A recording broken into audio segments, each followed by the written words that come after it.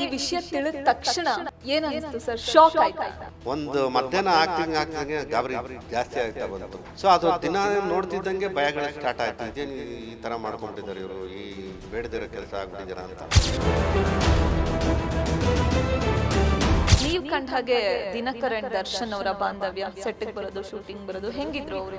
ಚೆನ್ನಾಗಿದ್ದಾರೆ. ಈಗ ಅಣ್ಣ ತಮ್ಮದಿರು ಅಂದಾಗ ಏನಾರ ಮನೆ ಒಳಗಡೆ ಮುನ್ಸಿಗಳು ಇರ್ತವೆ, ಬಟ್ ಆಚೆ ಅವರಿಬ್ರು ಚೆನ್ನಾಗಿದ್ದಾರೆ. ಪ್ರಾಬ್ಲಮ್ಸ್ ಆದಾಗ ಒಬ್ಬರ ಮೇಲೆ ಒಬ್ರು ಕಲ್ಲಾಕೋದು ಗ್ಯಾರಂಟಿ. ಇವಾಗ ಎಷ್ಟೇ 1000 ಜನಕ್ಕೆ ಒಳ್ಳೇದು ಮಾಡಿರಲಿ, ಕೆಟ್ಟದ್ದು ಒಂದು ಸಣ್ಣದು ಮಾಡಿದ ತಕ್ಷಣ ಅದು ಮೈನಸ್ ಆಗೇ ಆಗುತ್ತೆ. ಸ್ವಾಮಿ ಕೊಲೆ ಪ್ರಕರಣದಲ್ಲಿ ನಟ ದರ್ಶನ್ ಜೈಲು ಪಾಲಾಗಿದ್ದಾರೆ. ಈ ಪ್ರಕರಣದ ಬಗ್ಗೆ ಅವರ ಆತ್ಮೀಯರು, ಅವರನ್ನ ಬಲ್ಲವರು, ಅವ್ರ ಜೊತೆ ಕೆಲಸ ಮಾಡಿದವರು, ಆ ಚಿತ್ರದ ನಿರ್ದೇಶಕರು, ನಿರ್ಮಾಪಕರು ಎಲ್ಲರೂ ಕೂಡ ಅವರದ್ದೇ ಆದಂತಹ ಅಭಿಪ್ರಾಯಗಳನ್ನ ತಿಳಿಸ್ತಾ ಇದ್ದಾರೆ. ಇದೀಗ ಈ ಬಗ್ಗೆ ಮಾತನಾಡೋದಕ್ಕೆ ನಮ್ಮ ಜೊತೆ ನಿರ್ದೇಶಕರಾದ ಎಚ್ ವಾಸು ಅವರಿದ್ದಾರೆ. ಅವ್ರನ್ನ ಮಾತಾಡಿಸ್ತೀನಿ. ಸರ್ ನಮಸ್ತೆ. ನಮಸ್ಕಾರ ಸರ್, ಖಂಡಿತ ಈ ಒಂದು ಪ್ರಕರಣ ನಿಮ್ಮ ಗಮನಕ್ಕೆ ಇದ್ದೇ ಇರುತ್ತೆ, ನೋಡ್ತಾ ಇರ್ತೀರಾ ಏನಾಗ್ತಿದೆ, ಏನಾಗಿರಬಹುದು ಅನ್ನುವಂಥದ್ದು. ನಿಮಗೆ ಈ ವಿಷಯ ತಿಳಿದ ತಕ್ಷಣ ಏನನ್ನಿಸ್ತು ಸರ್? ಶಾಕ್ ಆಯ್ತಾ? ನಿಜವಾಗ್ಲೂ ಬಿಗಿನಿಂಗಲ್ಲಿ ನಾನು ಬೆಳಗ್ಗೆ 10:30 ಒಂದು ಇದು ಫೇಸ್ಬುಕ್ಕಲ್ಲಿ ನೋಡಿದಾಗ ಈ ಮಧ್ಯೆ ಫೇಕ್ ಅಕೌಂಟ್ ಯಾರೋ ಏನೋ ಮಾಡಿದ್ದಾರೆ ಅಂದ್ಕೊಂಡೆ. ಅನಂತರ 11:30 ಗಂಟೆಗೆ ಅಲ್ಲಿಂದ ನನ್ನ ಫ್ರೆಂಡ್ ಹತ್ರ ಕೂತಿದ್ದೆ ಕೆಳಗಡೆ. ಆಮೇಲೆ ಬಂದು ನೋಡಿದೆ, ಅದು ಒಂದೊಂದೇ ಬರ್ತಾಯಿದ್ರೆ ಒಂದು ಸ್ವಲ್ಪ ಗಾಬರಿ ಆಯಿತು. ಆಮೇಲೆ ಆಶ್ಚರ್ಯ ಸ್ಟಾರ್ಟ್ ಆಗ್ಬಿಡ್ತು. ಇದೇನು ನಾವು ಯಾವುದಾನ ಕತೆ ಮಾಡಿಕೊಂಡು ಈ ಬಿಲ್ಡಪ್ಗೋಸ್ಕರ ಏನೋ ಮಾಡ್ತಾ ಇರ್ತೀವಲ್ಲ. ಸೊ ಅಂಥ ಟೈಮಲ್ಲಿ ನಾವು ಈ ಕತೆಗಳು ಇದು ಮಾಡಿದಾಗ ರಾತ್ರಿ ನಿದ್ದೆ ಬರೋಲ್ಲ, ನಮಗೆ ಬರೀ ಇದೇ ಓಡ್ತಾ ಇರ್ತದೆ, ಏನೋ ಬೇರೆ ಬರುತ್ತೆ. ಆ ಥರ ಏನೋ ಇರ್ಬೋದು. ಆ ಥರ ಒಂದು ಮಧ್ಯಾಹ್ನ ಆಗ್ತಿದ್ದಂಗೆ ಗಾಬರಿ ಜಾಸ್ತಿ ಆಗ್ತಾ ಬಂತು. ನೋಡ್ತಾ ಇದ್ರೆ ಒಂದೊಂದು ನಿಮಿಷಕ್ಕೂ ನಮ್ಮ ಚಾನಲ್ಗಳಲ್ಲೇ ನಾವು ನೋಡಿ ಅದೆಲ್ಲ ನೋಡ್ದು. ಅದಾದಮೇಲೆ ನಾನು ಇದಕ್ಕೆ ಹೋಗಿ ಅನ್ನಪೂರ್ಣೇಶ್ವರ ನಗರದ ಹತ್ರ ಹೋದೆ. ಫಸ್ಟು ಇಲ್ಲಿದ್ದು ಕಾಮಾಕ್ಷಿ ಪಳ್ಳೆ ಇದ್ರಲ್ಲ, ಅಲ್ಲೋದು ಏನು ಕ್ರೌಡು ಜನಗಳು, ಅಲ್ಲೇನೂ ಆಗಲಿಲ್ಲ. ಸೊ ವಾಪಸ್ ತಿರ್ಗಾ ಮನೆಗೆ ಬಂದೆ. ಸೊ ಅದು ದಿನ ನೋಡ್ತಿದ್ದಂಗೆ ಭಯಗಳು ಸ್ಟಾರ್ಟ್ ಆಯಿತು. ಇದೇನು ಈ ಥರ ಮಾಡ್ಕೊಂಬಿಟ್ಟಿದ್ದಾರೆ ಇವರು, ಈ ಬೇಡದಿರೋ ಕೆಲಸ ಆಗ್ಬಿಟ್ಟಿದ್ದೀರಾ ಅಂತ ಒಂದಷ್ಟು ಭಯ ಆಯಿತು ಅವಾಗ.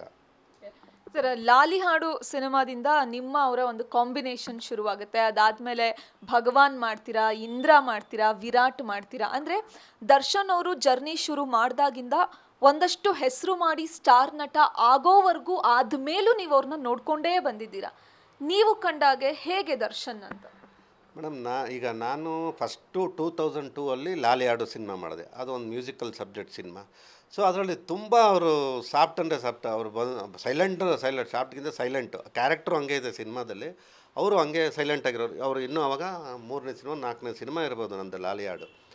ಅವ್ರು ಬಂದರೆ ಬೆಳಗ್ಗೆ ಸೆಟ್ಟಲ್ಲಿ ಅವ್ರ ಪಾಡಿಗೆ ಸೈಲೆಂಟಾಗಿ ಕೂತಿರೋ, ನಾವು ಕರೆದ್ರೆ ಏನು ಆ್ಯಕ್ಟಿಂಗ್ ಮಾಡೋದು, ಹೋಗಿ ಸೈಲೆಂಟಾಗಿ ಕೂತ್ಕೊಳ್ಳೋದು ಅಷ್ಟೇ. ನಾವೇ ಇನ್ನು ಸೀನಿಯರ್ ಆರ್ಟಿಸ್ಟ್ಗಳು ಅವಾಗ ಉಮಾಶ್ರೀ ಮೇಡಮ್ ಅವರು, ದೊಡ್ಡಣ್ಣ ಅವರು, ನಾವೆಲ್ಲ ಸ್ವಲ್ಪ ಹಂಗೆ ನಾವೆಲ್ಲ ಫ್ರೀಯಾಗಿ ಮಾತಾಡ್ತಿದ್ದು. ತುಂಬ ಪಿಕ್ಚರ್ಗಳು ಮಾಡಿದ್ದು, ಅಸ್ಟೆಂಟಾಗೆಲ್ಲ ಅವ್ರ ಜೊತೆ ಕೆಲಸ ಮಾಡಿದ್ರು, ನಾವೆಲ್ಲ ಫ್ರೀಯಾಗಿ ಮಾತಾಡಿದ್ವಿ. ಇವ್ರು ಮಾತ್ರ ಸೈಲೆಂಟಾಗಿ ಅವ್ರ ಅಸ್ಟೆಂಟ್ಗಳ ಜೊತೆ ಕುಂತ್ಕೊಂಡಿರೋರು. ಏನಿಲ್ಲ, ಸೈಲೆಂಟ್ ಕರೆದ್ರೆ ಡೈಲಾಗ್ ಕೇಳೋದು, ಬರೋದು, ಹೋಗೋದು. ಅವ್ರಿಗೇನೋ ಡೌಟ್ ಇತ್ತು ಅಂದರೆ ನಮ್ಮ ಅಸೋಸಿಯೇಟ್ ಒಬ್ಬರು ರುದ್ರೇಶ್ ಅಂತ, ಅವನ್ನ ಕರೆದು ಅವನ ಹತ್ರ ಎಲ್ಲ ಹೇಳಿಸ್ಕೊಳ್ಳೋರು. ಆಮೇಲೆ ಕೆಲವು ತುಂಬ ಸಾಫ್ಟಾಗಿ ತುಂಬ ಲೋ ಆಗಿ ಮಾತಾಡಬೇಕು. ಅಂಥ ಟೈಮಲ್ಲಿ ಕೇಳೋರು, ಗುರುಗಳೇ ಇದು ಹೆಂಗೆ ಹೇಳಬೇಕು, ಇದೇನು ಮಾಡಬೇಕು ಅಂತ ಕೇಳೋರು. ಅದನ್ನು ಹೇಳ್ಕೊಟ್ಟು ಅದೇ ಥರ ಮಾಡೋರು. ಅದು ಬಿಟ್ಟರೆ ಇನ್ನೇನೂ ಮಾತಾಡ್ತಾ ಇರಲಿಲ್ಲ ಅವರು. ಲಾಲಿ ಹಾಡು ಸಿನಿಮಾದಲ್ಲಂಥವ್ರು ಒಂದು ಚೂರು ಎಕ್ಸ್ಟ್ರಾ ಮಾತೇ ಆಡ್ತಾ ಇರಲಿಲ್ಲ ಅವರು. ಆಮೇಲೆ ಎಷ್ಟು ಟೈಮ್ ನಾವು ಪ್ಯಾಕಪ್ ಮಾಡ್ತೀವೋ, ಅವ್ರು ಬೆಳಗ್ಗೆ ಬಂದರೆ ನಾವು ಎಷ್ಟೊತ್ತು ಪ್ಯಾಕಪ್ ಮಾಡ್ತೀರೋ ಅಷ್ಟೊತ್ತವರೆಗೂ ಕುಂತಿರೋರು. ಅವ್ರ ಪಾಡಿಗೆ ಅವರು ಹೋಗ್ತಾಯಿದ್ರು. ಅದರಲ್ಲಂತೂ ಏನು ಸೌಂಡೇ ಮಾಡ್ತಾಯಿರಲಿಲ್ಲ ಅವರು. ಅದಾದಮೇಲೆ 2004 ಭಗವಾನ್ ಮಾಡಿದ್ರು. ಭಗವಾನ್ ಸಿನಿಮಾ ಮಾಡೋಷ್ಟೊಳಗೆ ಅವರೊಂದು 10-12 ಸಿನಿಮಾ ಮಾಡಿಬಿಟ್ಟಿದ್ರು ಅಷ್ಟೊಳಗೆ ಏನಾಗಿತ್ತು, ಅವ್ರ ಯೂನಿಟ್ ಹುಡುಗರೆಲ್ಲ ಅವ್ರ ಕಡೆಯವ್ರೆ. ನಮ್ಮದು ಸಾರಾ ಗೋವಿಂದ್ ಅವ್ರ ಕಂಪ್ನೀಲಿ ಜಾಸ್ತಿ ಇದು ಎಸ್ ಎ ಗೋವಿಂದರಾಜ್ ಅವರು ಯೂನಿಟನ್ನೇ ಯೂಸ್ ಮಾಡ್ತಾಯಿದ್ದು. ಆ ಯೂನಿಟ್ ಹುಡುಗರೇ ಎಲ್ಲ ಇವ್ರಿಗಿದ್ರು. ಅವರೆಲ್ಲ ತುಂಬ ಹತ್ರ ಪರಿಚಯಗಳು. ಸೊ ಅದರಲ್ಲಿ ಸ್ವಲ್ಪ ತಮಾಷೆ ಮಾಡೋದು. ಅದರಲ್ಲೊಬ್ಬರು ಕಾಳಪ್ಪ ಅಂತಿದ್ರು, ವಯಸ್ಸಾದವರು, ಆ ಕಡೆ ಮೈಸೂರು ಇದು ಕೊಳ್ಳೇಗಾಲದ ಕಡೆಯವರು.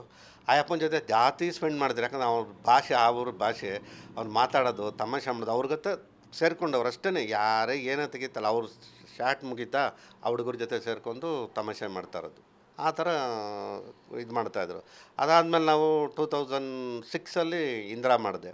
ಇಂದಿರಾ ಮಾಡಿದಾಗ ನಮ್ಗೆ ಅವ್ರಿಗೂ ಒಂದು ಒಳ್ಳೆ ಬಾಂಡಿಂಗ್ ಆಯಿತು. ಅಲ್ಲಿಂದ ಕ್ಲೋಸ್ ಸ್ಟಾರ್ಟ್ ಮಾಡಿದೋ. ಅದಾದಮೇಲೆ ಎಲ್ಲ ನಮ್ಮ ಬರ್ಡೇ ಇರ್ಬೋದು, ಅವ್ರ ಮನೆ ಫಂಕ್ಷನ್ ಇರ್ಬೋದು, ಯಾವುದೋ ಆಡಿಯೋ ರಿಲೀಸ್ ಇರ್ಬೋದು, ಈಗ ದಿನಕರ್ದು ಮದುವೆ ಇರ್ಬೋದು, ಎಲ್ಲದೂ ವಿಷಯಕ್ಕೂ ಅಟೆಂಡ್ ಮಾಡ್ತಾಯಿದ್ದು. ಪ್ರತಿಯೊಂದು ನಾವು ಶ್ರೀಧರ್ ಸಾರು, ಕೃಷ್ಣಕುಮಾರ್ ಅವರು, M G Ramamurthy sir producer, ಒಂದಷ್ಟು ಜನ ನಮ್ಮ ಫ್ರೆಂಡ್ಸು ಎಲ್ಲ ಆಳ್ವರು ಯಾರ್ಯಾರು ಇದೀವೋ ಇಷ್ಟು ಜನ ನಾವು ರೆಗ್ಯುಲರಾಗಿ ಕರೆಯೋರು. ಏನೇ ಫಂಕ್ಷನ್ ಆಗಲಿ ಏನೇ ಅವ್ರ ಮನೇಲಿ ನಡೆದ್ರು ಕರ್ಕೊಂಡು ಹೋಗೋರು, ನಮ್ಮನ್ನೆಲ್ಲ ಕರೆಯೋರು. ನಾವು ಹೋಗಿ ಅಟೆಂಡ್ ಮಾಡ್ತಾಯಿದ್ದೋ. ಯಾವುದೋ ಬೇರೆ ಸಿನಿಮಾದ ಆಡಿಯೋ ಲಾಂಚಿಂಗ್ ಇದ್ರೂ ಕರೆಯೋರು, ಇನ್ನೇನೋ ಒಂದು ಇದ್ರೂ ಕರೆಯೋರು. ಸೊ ಆ ಥರ ಅವ್ರು ಯಾವತ್ತೂ ಸಟ್ಟಲ್ಲಿ ನಮ್ಮ ಎದುರುಗಡೆ ಒಬ್ಬರನ್ನ ಏಕವಚನದಲ್ಲಿ ಮಾತಾಡಿಲ್ಲ, ನಮ್ಮನ್ನು ನಾವು ಏನು ಹೇಳೋದಕ್ಕೆ ನಮ್ಮ ರಗಡಾಗಿ ಲುಕ್ ಕೊಟ್ಟಿಲ್ಲ, ತುಂಬ ಸಾಫ್ಟಾಗಿರೋರು. ಆ ಥರ ನಾವು ನೋಡಿದ್ದವ್ರನ್ನ, ದರ್ಶನ್ ಅವ್ರನ್ನ. ಸರ್, ವಿರಾಟ್ ಸಿನಿಮಾ ಅಂತ ಬಂದಾಗ ವಿರಾಟಲ್ಲಿ ಒಂದಷ್ಟು ಡಿಫ್ರೆನ್ಸಸ್ ಕಾಣುತ್ತೆ ತೆರೆ ಮೇಲೆ.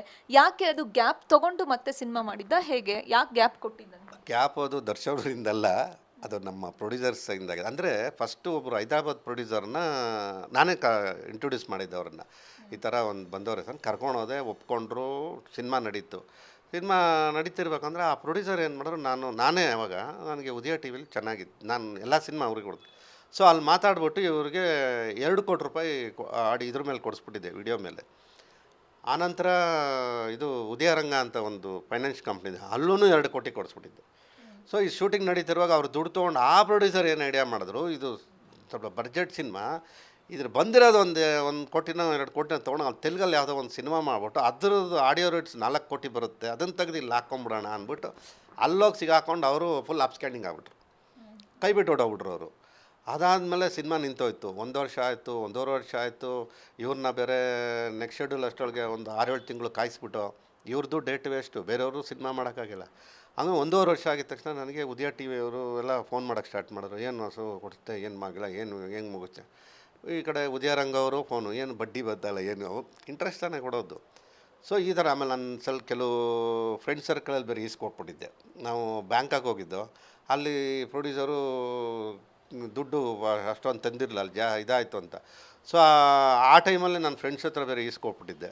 ಸೊ ಅದೊಂದು ಇವೆಲ್ಲ ಕಮಿಟ್ಮೆಂಟ್ ಇತ್ತು. ಸೊ ಏನು ಮಾಡೋದು ಇವಾಗ, ಹಿಂಗೆ ಆಗ್ತಾಯಿಲ್ಲ ಅಂತ ಭಾರಿ ಟೆನ್ಷನ್ ಆಯಿತು. ಅದು ಮುಗಿಸೋದು ಹೆಂಗೆ ಅಂತಂದಾಗ ನಾನೇ ಒಂದು ರಿಸ್ಕ್ ತೊಗೊಂಡೆ. ಸೊ ಒಂದು ಐಡಿಯಾ ಮಾಡೋಣ ಅಂದ್ಬಿಟ್ಟು ಗಾಂಧಿನಗರದಲ್ಲಿ ಪಾರಿಜಾತ ಅಂತಿದೆ, ಮಧು ಅಂತಿದ್ದಾರೆ, ಅವ್ರ ಫೈನಾನ್ಸ್ ದೊಡ್ಡ ಪ್ರೊಡ್ಯೂಸರ್, ಅವ್ರ ಅಪ್ಪ ಎಲ್ಲ ರಾಜ್ಕುಮಾರ್ ಸಿನಿಮಾ ಎಲ್ಲ ಮಾಡಿದ್ದಾರೆ, ಕಸ್ತೂರಿ ನಿವಾಸ ಅದೆಲ್ಲ ಮಾಡಿದ್ದಾರೆ. ಸೊ ಅವ್ರ ಹತ್ರ ಬಿಟ್ಟು ನಮ್ಮ ಫ್ರೆಂಡ್ ಇನ್ನೊಬ್ಬರು ಇದ್ದಾರೆ, ಸಫೇರ್ ಮೂವೀಸ್ ವೆಂಕಟೇಶ್ ಅಂತ, ಅವರಿಬ್ಬರನ್ನು ಕೂರಿಸಿ ಮಾತಾಡಿ, ಸರ್ ಈ ಸಿನಿಮಾಗೆ ಇಷ್ಟು ದುಡ್ಡು ಬೇಕು, ನನಗೆ ಅರ್ಜೆಂಟಾಗಿ ಒಂದು 50 ಲಕ್ಷ ಕೊಡಿ, ಸಿನಿಮಾ ಸ್ಟಾರ್ಟ್ ಮಾಡಬೇಕು.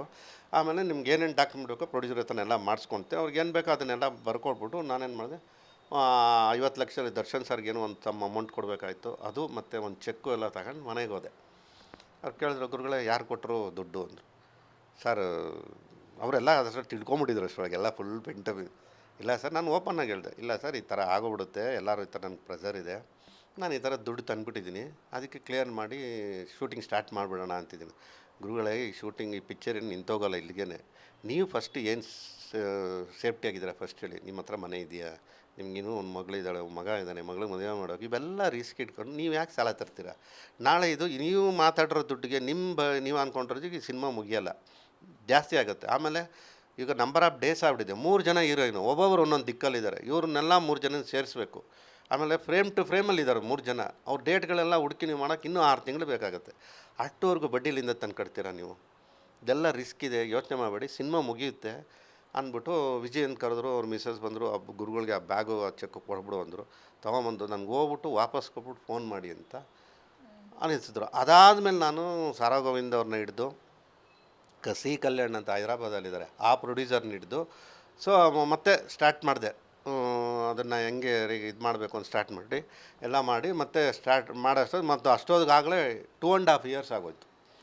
2.5 ಇಯರ್ಸ್ ಆದಾಗ ನಿಮ್ಗೆ ವೇರಿಯೇಷನ್ ಇದ್ದೇ ಇರುತ್ತಲ್ವ. ಆ ಪಿಕ್ಚರಲ್ಲಿ ಸ್ಲಿಮ್ ಆಗಿದ್ರು, ಮೊದಲು ನೀವು ಹೇಳೋದು ಕರೆಕ್ಟು. ಒಂದು ಶಾರ್ಟಲ್ಲಿ ಸ್ಲಿಮ್ ಆಗಿರ್ತಾರೆ, ಇನ್ನೊಂದು ಶಾರ್ಟಲ್ಲಿ ಕಂಪ್ಲೀಟ್ ಎಲ್ಲೋ ಈಗ ಮನೇಲಿ ಮಾತಾಡಿದಾಗ ಸಣ್ಣಗಿರ್ತಾರೆ, ರೋಡಲ್ಲಿ ಬರ್ತಾರೆ ಅದರಲ್ಲಿ ಬೇರೆ ಥರ ಇರ್ತಾರೆ. ಸೊ ಹಂಗಾಗಿ ಸ್ವಲ್ಪ ವೇರಿಯೇಷನ್ ಆಗಿ 2.5 ವರ್ಷ ಮೇಲೆ ತೊಗೊಂಬಿಟ್ರಿಂದ ಸ್ವಲ್ಪ ಆ ಥರ ಇತ್ತು. ಆ ಸಿನಿಮಾನ ಹೆಂಗೋ ಮಾಡಾತ ಮುಗಿಸ್ದೆ. ನಾನು ಮುಗಿಸ್ದೆ. ಅದರಲ್ಲಿ ದರ್ಶನ್ ಅವ್ರ ಸಪೋರ್ಟೂ ನಮಗೆ ಇದ್ದಿದ್ದರಿಂದನೇ ಅದು ಮುಗಿಯೋಕ್ಕಾಗಿದ್ದು. ಯಾಕೆಂದರೆ ಅಷ್ಟೊತ್ತಿಗಾಗಲೇ ಇವ್ರ ರೆಮೆಂಡೇಷನ್ ಕೂಡ ನಾನು ಮಾತಾಡಿದ್ದಕ್ಕೂ 5% ಜಾಸ್ತಿ ಆಗೋಗ್ಬಿಟ್ಟಿತ್ತು. ಅಂಥದ್ರಲ್ಲೂ ಕೂಡ ನಮ್ಗೆ ಯಾವುದೇ ಒಂದೇನು ತೊಂದರೆ ಕೊಡದೆ ನಾನು ಕರೆದಿದ್ದ ಟೈಮ್ಗೆ ಅದೆಲ್ಲದಕ್ಕಿಂತ ಬೇರೆ ಪಿಕ್ಚರ್ದು ಒಂದು ಗೆಟಪ್ ಏರ್ಸಿತ್ತು, ಅವ್ರಿಗೆ ಇದು ಮಾಡಿ ನಾನು ಕಮ್ಮಿ ಏರ್ಸ್ ಕಟಿಂಗ್ ಮಾಡಿಕೊಂಡು, ಆಮೇಲೆ ಕಾಸ್ಟ್ಯೂಮ್ಗಳೆಲ್ಲ ಹಳೆಯ ಕಾಸ್ಟ್ಯೂಮ್ಗಳು, ಯಾಕಂದರೆ ಕಂಟಿನ್ಯೂಟಿ ನನಗೆ ಅಂಥ ಕಾಸ್ಟ್ಯೂಮ್ ಕೂಡ 3 ವರ್ಷ ಇಟ್ಟಿದ್ದು ಕೂಡ ಅಡ್ಜಸ್ಟ್ ಮಾಡ್ಕೊಂಡು ಹಾಕ್ಕೊಂಡು ಮಾಡಿ ಸಿನಿಮಾ ಮುಗಿಸ್ಕೊಟ್ರು. ಗ್ಯಾರಂಟಿ ನ್ಯೂಸ್, ಸುದ್ದಿ ಖಚಿತ, ನ್ಯಾಯ ನಿಶ್ಚಿತ.